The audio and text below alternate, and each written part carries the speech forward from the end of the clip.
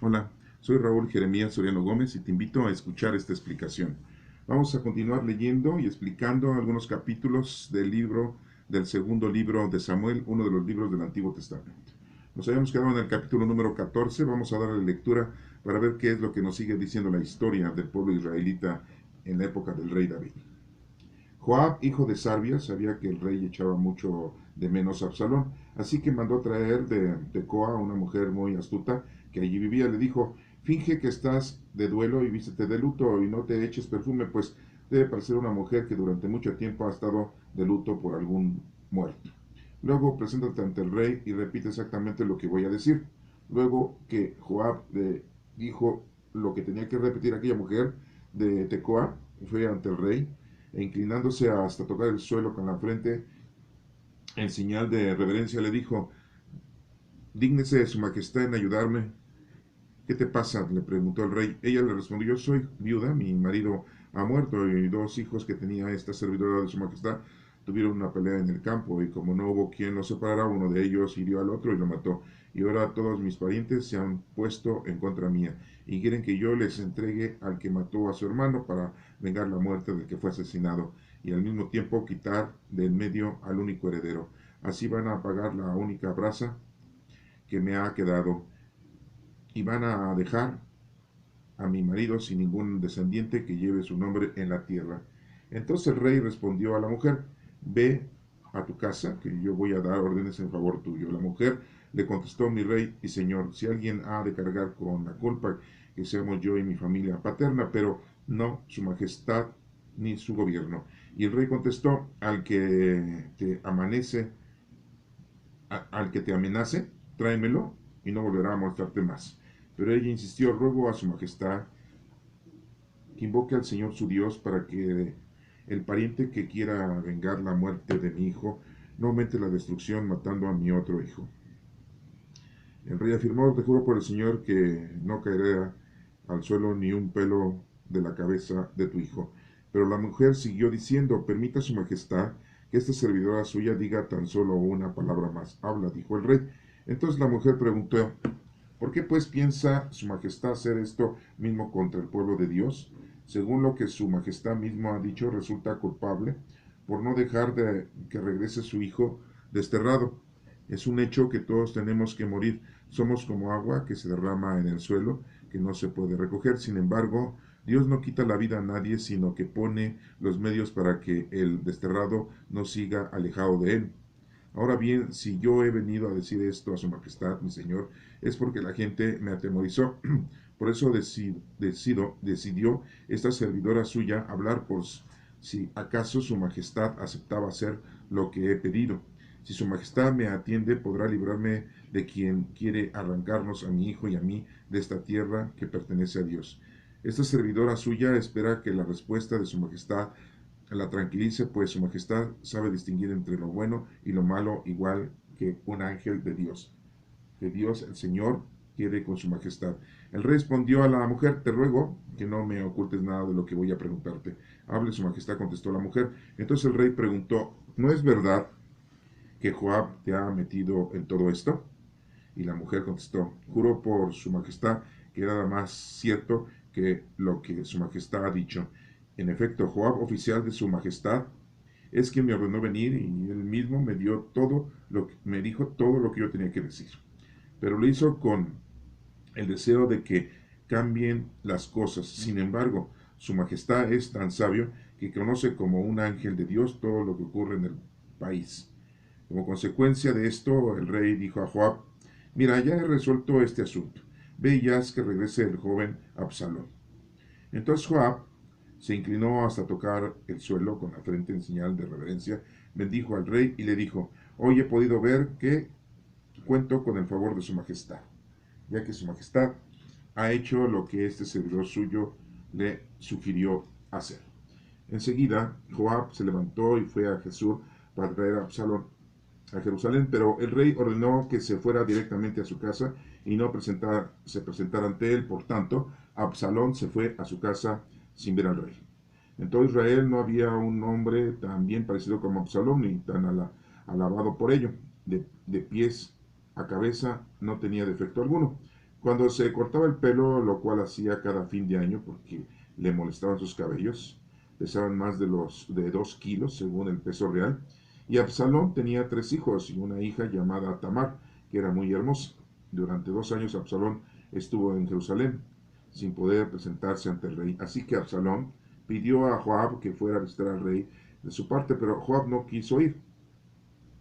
Por segunda vez Absalón le pidió que fuera, pero Joab tampoco fue. Entonces ordenó Absalón a sus criados: miren, el campo de Joab está junto al mío y lo tienes sembrado de cebada. Vayan y prendanle fuego.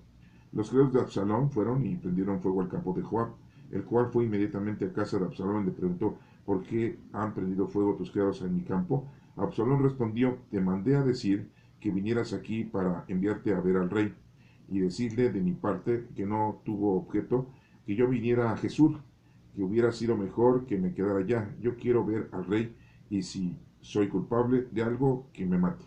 Entonces Joab fue a ver al rey y le comunicó lo que decía Absalón, y el rey lo mandó llamar.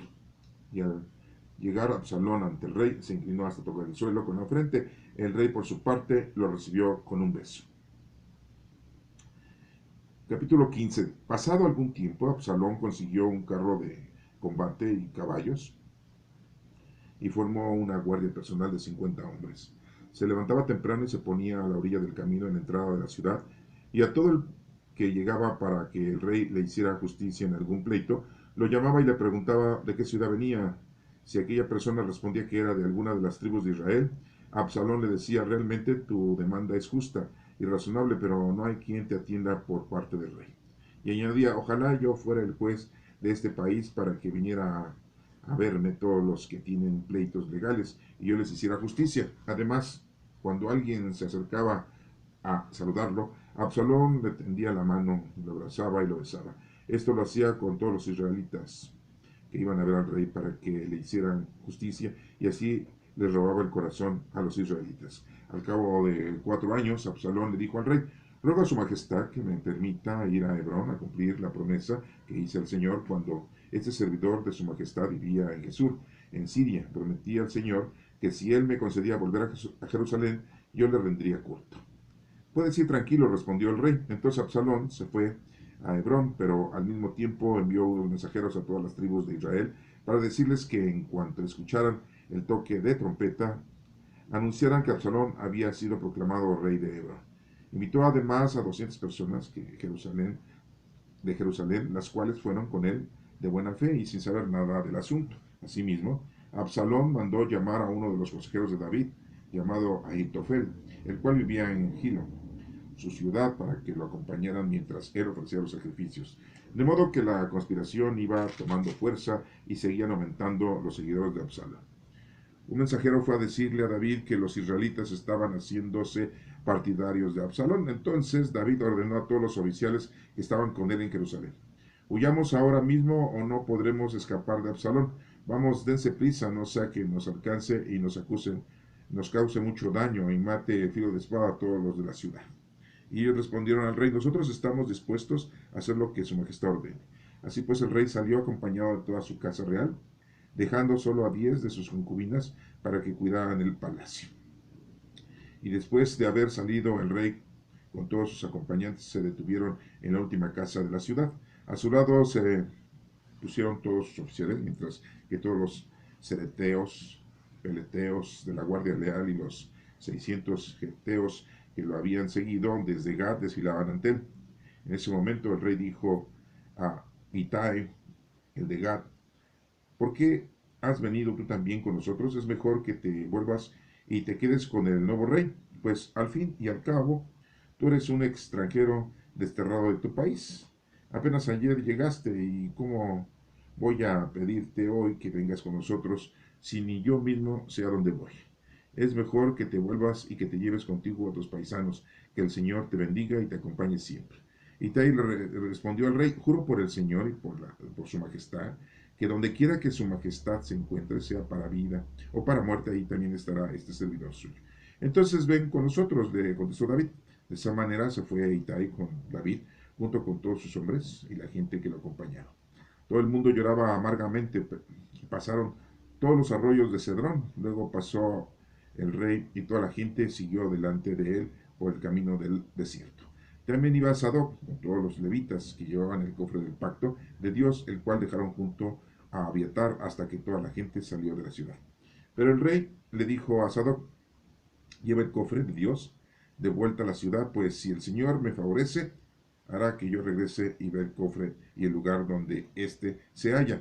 Pero si me dice que no le agrado, aquí me tiene, que haga conmigo lo que mejor le parezca. Dijo también el rey a Sadoc, el sacerdote: mira, tú y Abiatar regresen tranquilamente a la ciudad con sus dos hijos, tú con tu hijo Ahimás, Abiatar con su hijo Jonathan. Mientras tanto, yo me quedaré en los llanos del desierto hasta que me lleguen las noticias de ustedes. Sadoc y Abiatar llevaron el cofre de Dios de vuelta a Jerusalén y se quedaron allí.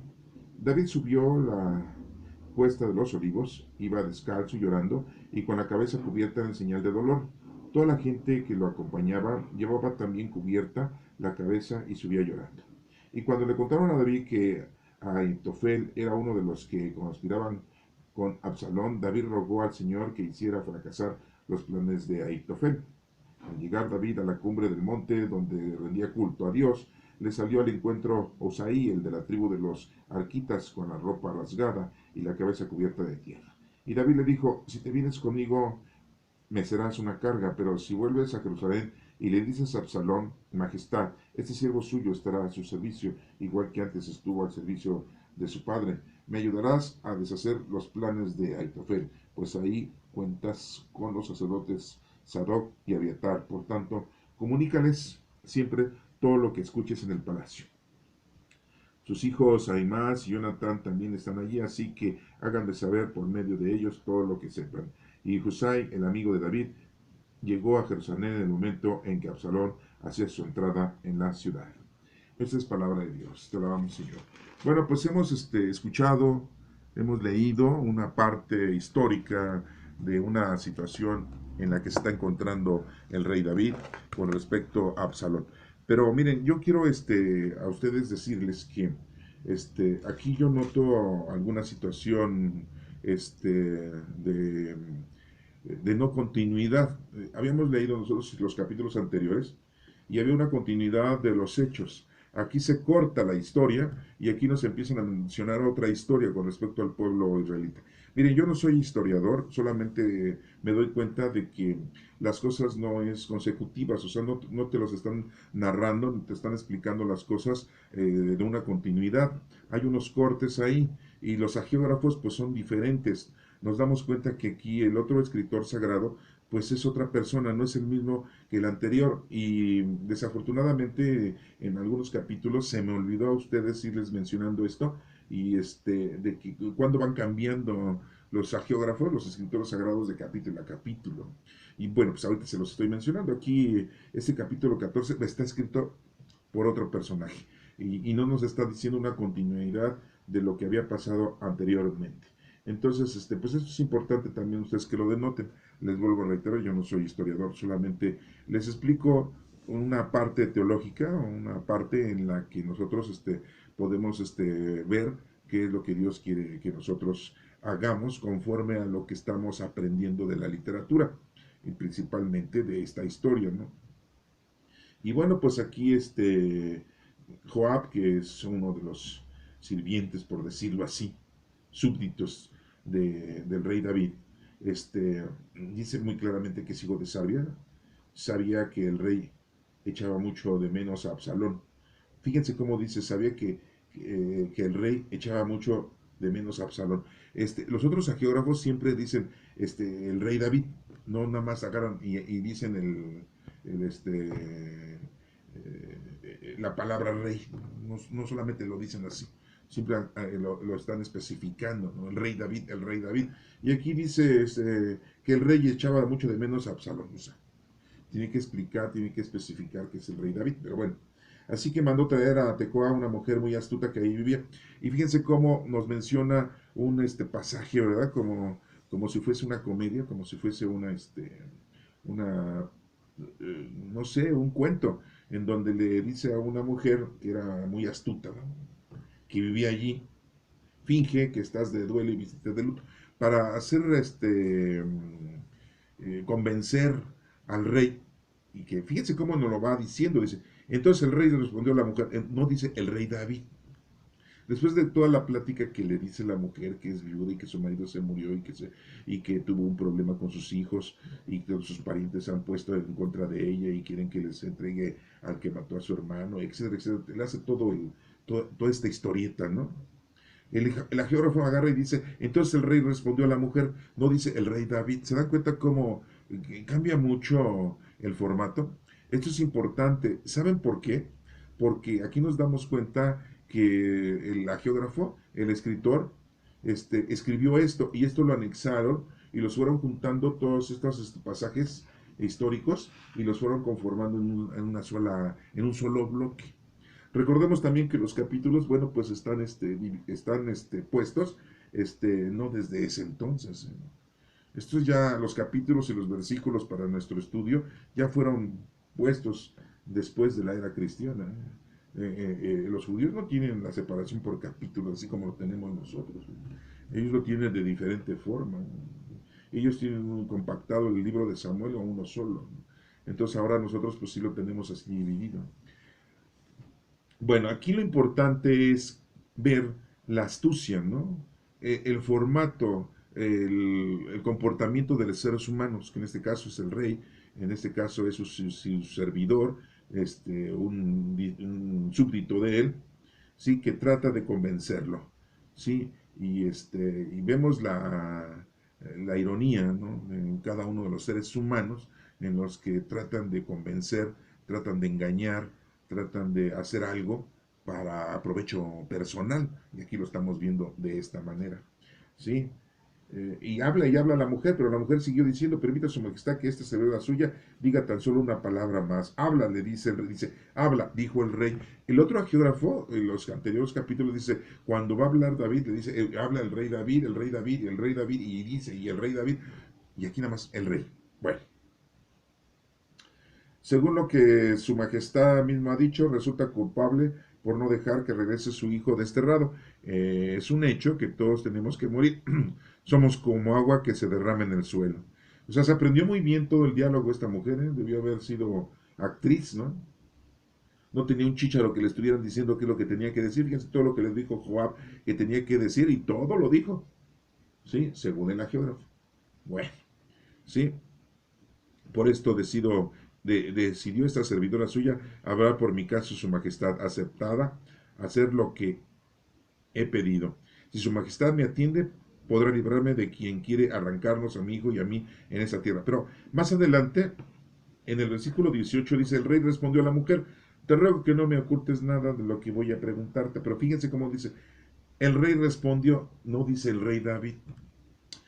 Vean ustedes, estudien ustedes los anteriores capítulos y siempre el geógrafo está diciendo el rey David, nunca dicen nada más el rey. No. ¿Sí? Bueno,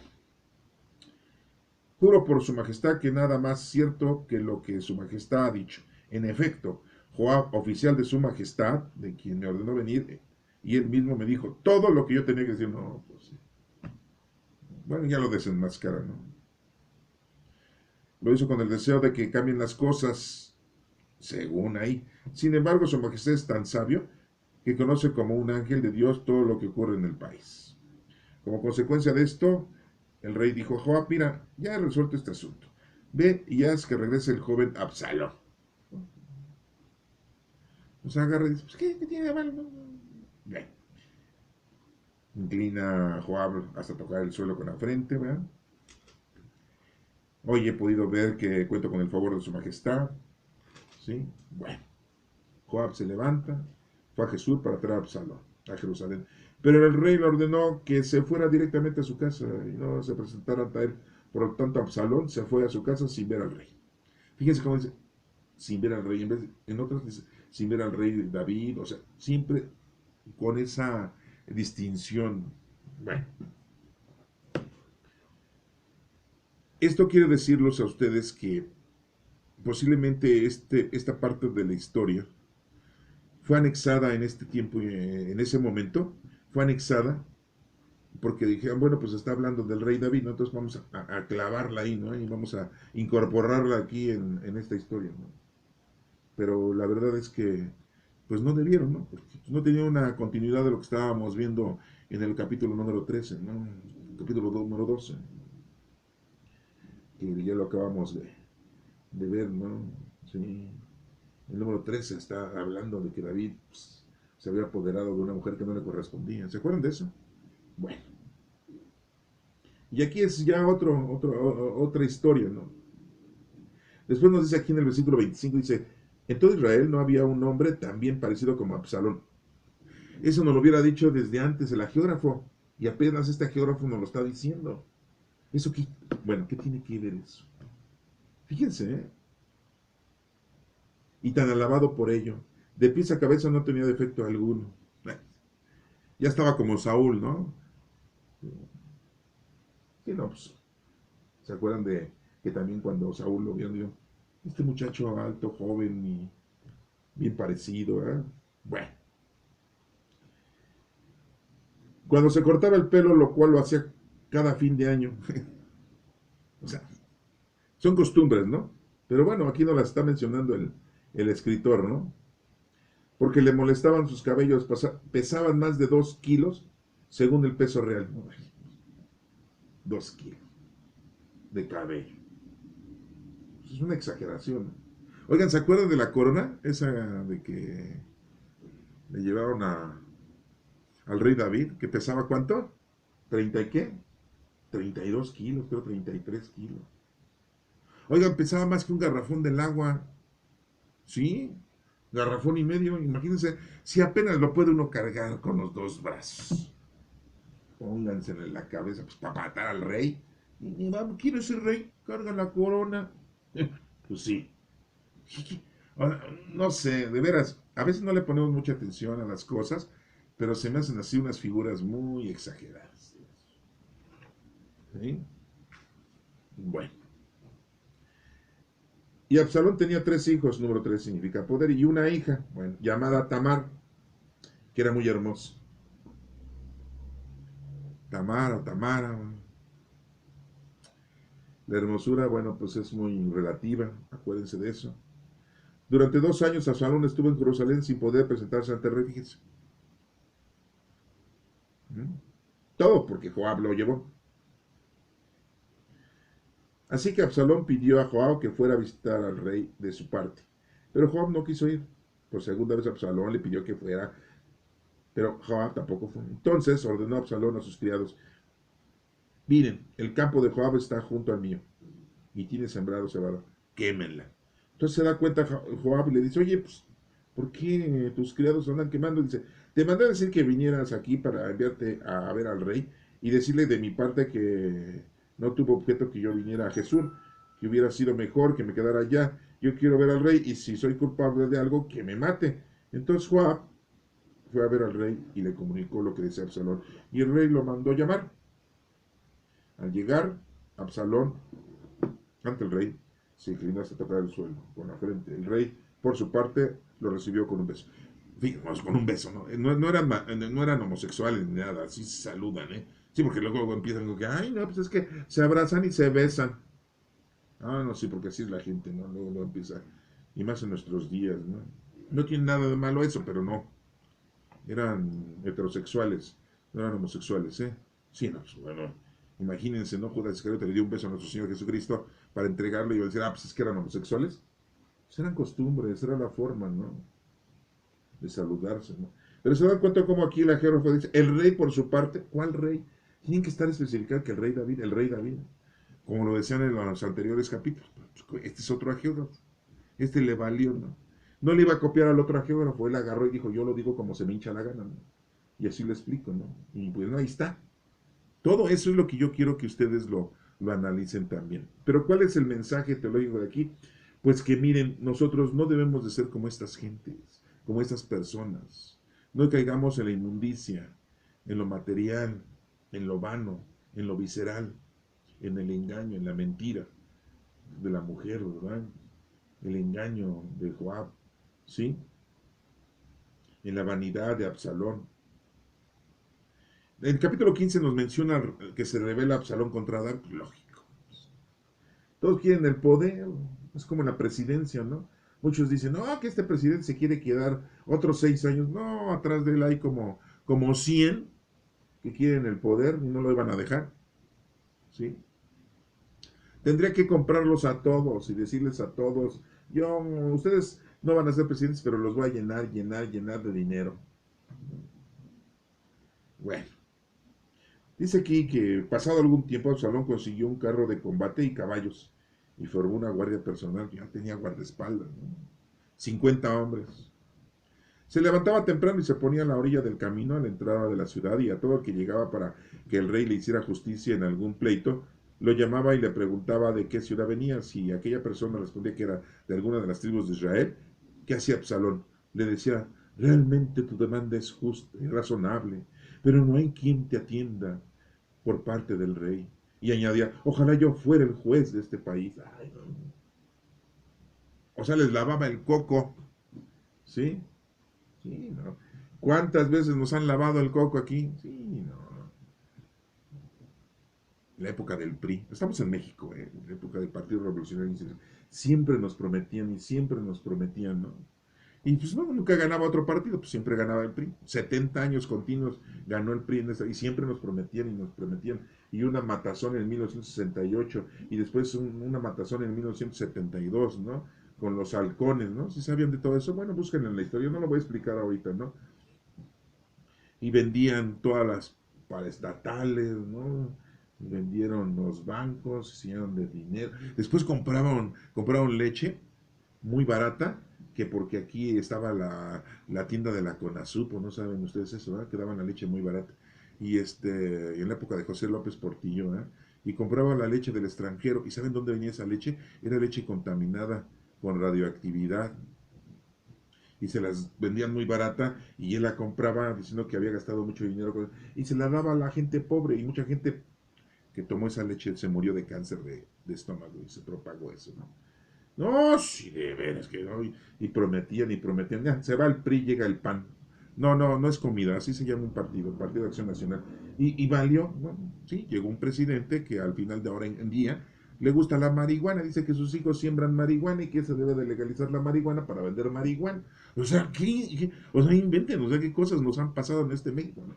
Y después llega otro panista, ¿no? Que dicen que es alcohólico, que eso es lo de menos, ¿no?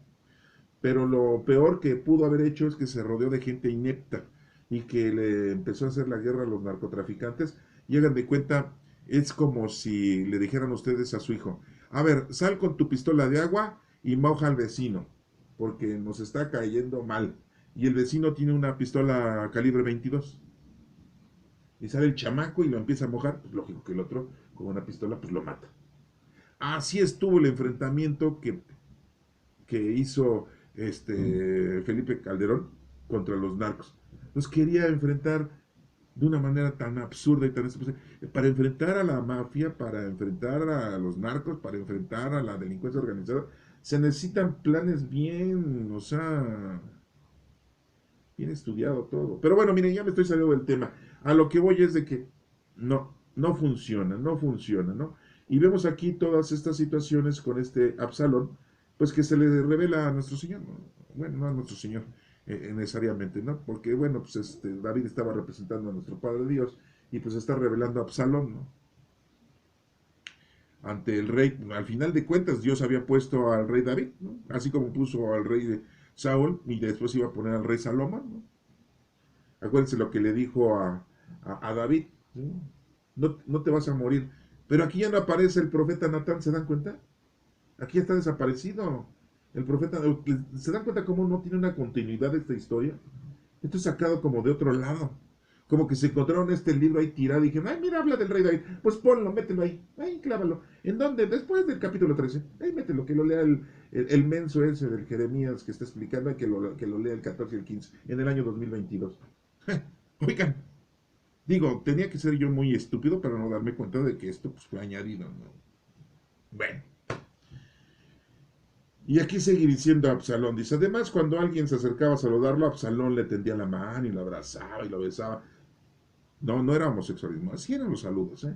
Esto lo hacía con toda la israelita que iba a ver al rey para que le hiciera justicia y así les robaba el corazón a los israelitas. Ah, se me hace que eran mexicanos, ¿no? Los engañaban muy fácilmente. Ah, sí, porque los mexicanos te dan una camiseta, una gorra, te dan láminas para que pongas techo en tus jacalitos y ya votas por el PRI. Así era antes. Y ahora pues te dan frijoles con gorgojos y así aceptamos a nuestros gobernantes, ¿no? Sí, te dan una tarjetita con dinero mensual de 1,000 pesos y ya pues con eso ya dices, me está dando dinero de su bolsillo. Es de los impuestos que nos cobran. Siempre en todos los gobiernos se han cobrado impuestos. Acuérdense de la época de nuestro Señor Jesucristo. Sí, que le dijeron, ¿es lícito pagarle al César impuesto? Dijo nuestro Señor, ¿de quién es la cara de la moneda? Pues del César. Pues páguenle al César lo del César y a Dios lo de Dios. ¿Y qué es lo de Dios? Tu vida, menso, tu vida. Venimos a conocer, amar y servir a Dios. Bueno, dice aquí que al cabo de 4 años, fíjense, ya después de 4 años, Absalón le dijo al rey, ruego a su majestad que me permita ir a Hebrón a cumplir la promesa que le hice al Señor cuando ese servidor de su majestad vivía en Jesús, en Siria. Prometí al Señor que si él me concedía volver a Jerusalén, yo le rendiría culto. O sea, una farsa. La cosa quería ir a Hebrón a hacerse fuerte, ¿no? Sí, a hacer un frente en contra de David. Se fue a Hebrón, Absalón, ¿sí? Y en Absalón, y en allá Absalón había sido proclamado rey en Hebrón y invitó a 200 personas de Jerusalén, las cuales fueron con él de buena fe y sin saber nada del asunto. Asimismo, Absalón mandó llamar a uno de los consejeros de David, llamado Aitofel, el cual vivía en Gilo en la ciudad, para que lo acompañara mientras le ofrecía sacrificios. De modo que la conspiración iba tomando fuerza. Pues sí, se estaba revelando. Pero se dan cuenta cómo nada de esto tiene una continuidad de lo que habíamos leído anteriormente.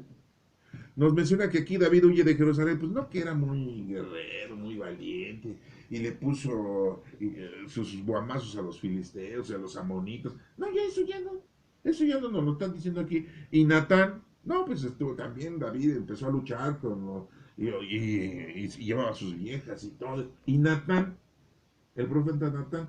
Y no, que pues ya David, él se estaba haciendo de sus propias decisiones, él tomaba ya fuerza. Y Natán, que era el que le estaba diciendo, ya no aparece aquí. Y, miren, yo les explico esto y les digo esto, pues porque está aquí, ¿eh? Pero la verdad, yo les hubiera dicho, mejor ni lo leemos esto, porque esto ni viene al caso. Pero bueno, se los pongo para que se den cuenta que esa es la historia de los judíos, ¿eh? Y ellos lo tienen. Ay, no, qué bonitos judíos. Ay, no. Son muy buenas gentes.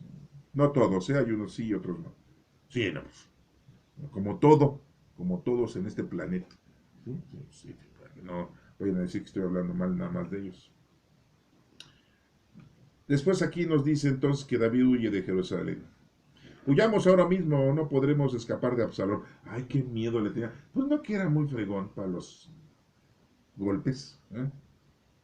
Vamos, dense prisa, no sea que nos alcance, nos cause mucho daño y mate al filo de espada a todos los de la ciudad. Sí, majestad, lo que usted ordene.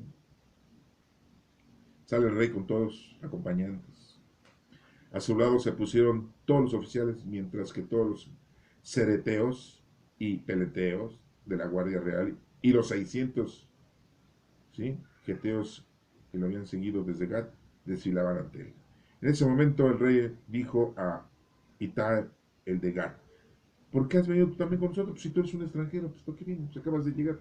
¿Para qué oyes? Pues tú puedes irle a servir al Absalón. Le dices, oye, pues yo tenía aquí, acabo de llegar, yo no sé nada de ustedes, yo soy nuevo. Sí, no. Es mejor que vuelvas y te lleves contigo a los paisanos, que el Señor te bendiga y te acompañe siempre. Bueno, después Itai respondió al rey, juro por el Señor y por su majestad que donde quiera que su majestad se encuentre, sea para vida o para muerte, ahí también estará este servidor suyo. Esto me acuerda mucho de lo que dijo Pedro, que le dijo a nuestro Señor, ¿sí? Yo voy a un lugar a donde ustedes no conocen. Y dice Pedro, yo te acompaño. yo te voy a seguir a donde tú quieras que vayas. ¿Se acuerdan de esa parte bíblica en el Nuevo Testamento? Y le dijo Jesús, sí, yo le he pedido a Dios que les dé fuerzas a ustedes para que no desfallezcan. Bueno, eso era en la época de nuestro Señor Jesucristo, que lo dijo a Pedro. Me acuerda mucho esta frase. Entonces ven con nosotros, le contestó David.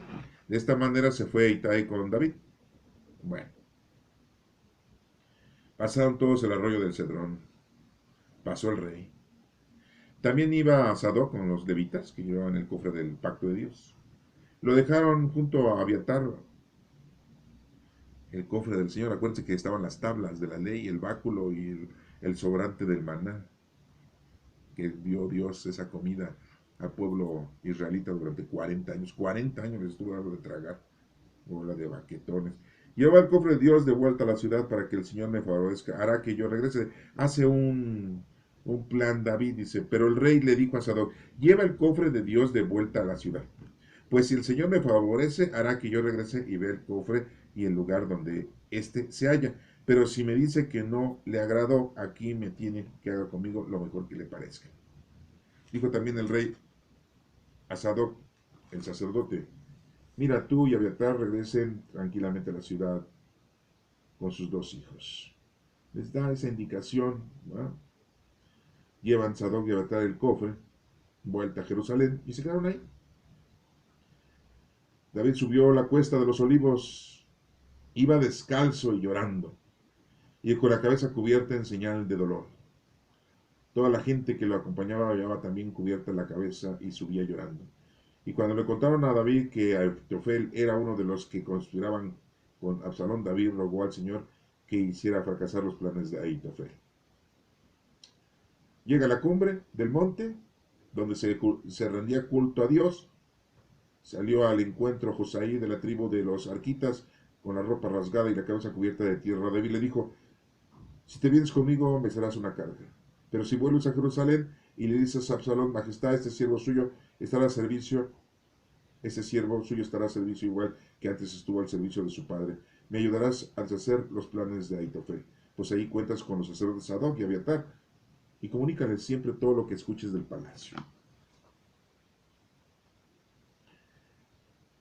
Usaí, el amigo de David, llegó a Jerusalén en el momento en que Absalón hacía su entrada en la ciudad. Y así termina esta pequeña parte de él. Como les digo, es una historia clavada, la historia que nos estábamos leyendo, es anexada y no tiene una continuidad. Por eso esta me escucharán así de una manera muy errónea y absurda, porque no hay una continuidad de lo que estamos viviendo, ¿no? Sí, porque miren, simple y llanamente habíamos visto nosotros que Amón deshonra a Tamar. Y aquí nos habla de Tamar, ¿verdad?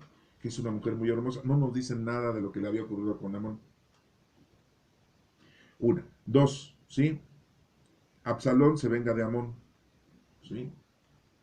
Eso ya lo vimos en el capítulo número 13. Prepara un banquete a Absalón, ¿no? Con sus criados. Ya cuando está bien borracho Amón, le dice a sus criados, mátenlo, mátenlo. Y David pensó que habían matado a todos sus hijos, y no, ya después regresaron, dijo, no, nada más mataron al Amón, por Amón, ¿sí? Por pasado de lanza, por violador, ¿sí? Bueno, Absalón por su parte huyó y se fue a Talmai, hijo de Amiú, rey de Jesús, y ahí se quedó durante 3 años. Así lo dice en el capítulo número 3. Lloraba David todos los días por la muerte de su hijo Amón, ¿sí? Pero cuando, es que era su hijo supuestamente el mayor, ¿no? Y le dio una consideración muy grande. Es lo que dice la historia. Pero cuando se consoló de su muerte, sintió un profundo deseo de ver a Absalón, ¿no? Y aquí dice que Joab consigue que vuelva a Absalón. O sea, les digo, hay una continuidad muy drástica, ¿no? Por eso la clavaron aquí esta historia, ¿no? Pero dense cuenta que, para empezar, es otro geógrafo el que está explicando esta historia. Bueno, hasta ahí te lo dejo. Ya después continuamos con los otros capítulos. Que Dios te bendiga.